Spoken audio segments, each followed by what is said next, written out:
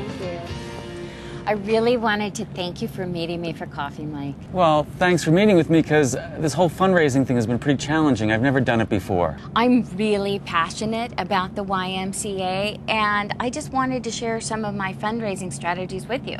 Here are the top 10 things that I find that work for me. Number one is that I give a meaningful gift from myself first. I find that if I say I've given a gift because I know the dollars will be used wisely and have an impact on the community, then I set an example. And then number two is to know your prospective donors. I like to meet with people that I know or people who are involved in similar activities at the Y. It's really good to know your donors. People tend to give bigger gifts if they have some connection at the Y. I usually like to give a few examples so they kind of know what I'm talking about. And then number three is face-to-face. I usually like to ask people out for a coffee, just like we're doing, or something that fits in our schedule, and have a meaningful conversation so that they can know what the Y does.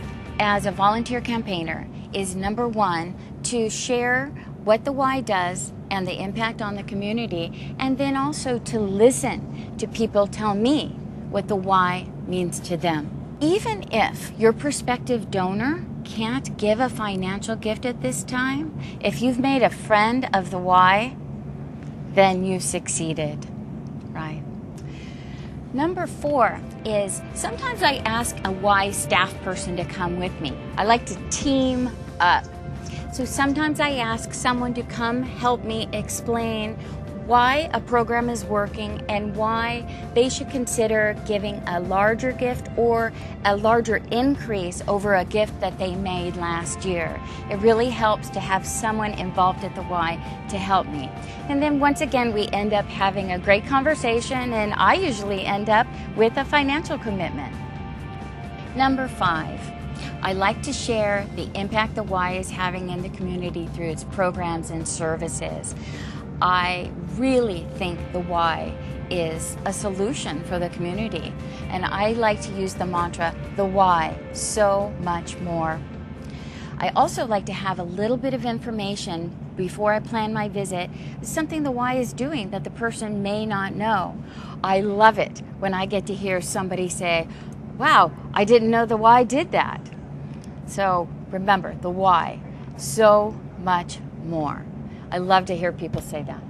So number six, I like to ask my prospective donor what they care about. What are their concerns for the community? It's a great conversation starter. And then I build the conversation around those things that they care about. I like to have a little bit of information about those things. For instance, your prospective donor might care about childhood obesity or high school dropout rates, lack of affordable childcare, that kind of thing. Number seven, I ask them to join me in making a gift that'll make a meaningful difference at the Y. I tell them the reason I made my gift and why it impacted the community. And then I ask them to join me in making a gift to make the community even better. And then I give an example, like for instance, $100 will subsidize one child in after-school enrichment programs at the Y for 1 week. Number eight, I like to ask for a gift and then wait silently. Ask and pause. This way, they have time to really think about this and maybe come up with some questions or concerns, but let them be the first to speak.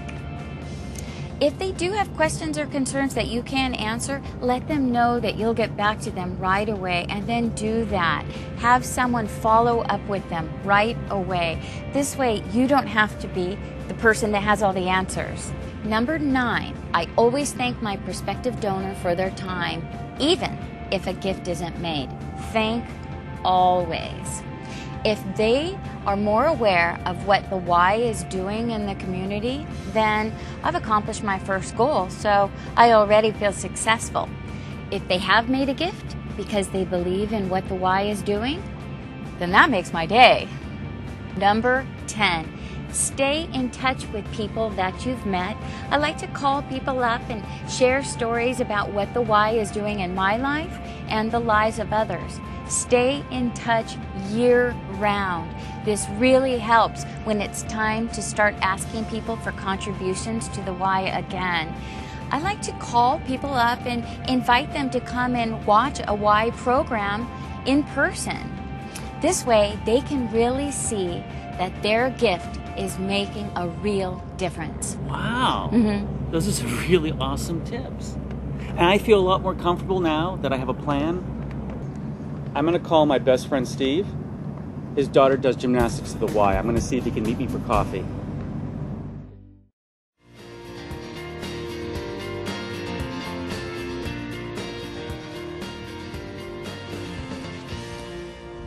Hey, Carol. I just wanted to thank you again for all of those great tips you gave me. They proved to be super helpful. So far, I've met with 3 different people, and they've each given a gift to the Y. That's awesome! I know, isn't it great? I did meet with one person who was not in a position to give it this time, but she thanked me for sharing all the great things that the Y does for our community. She said she's going to look into getting a family membership for her sister who recently lost her job. Oh. I know, but it'll be good to know that the YMCA will be there for those kids during those tough times, huh? Yeah. So there you have it. Some key tips to increase your success with making an ask for financial support on behalf of the Y. You'll be more confident in your campaigning ability, and most of all, achieve your goal and create change for the better in the community if you keep these best practices in mind. You'll also achieve a sense of personal satisfaction just knowing that you helped others understand how the Y will be so much more. More for your community because of their support. Thank you for all you do every day to make sure that your Y continues to strengthen its community through youth development, healthy living, and social responsibility.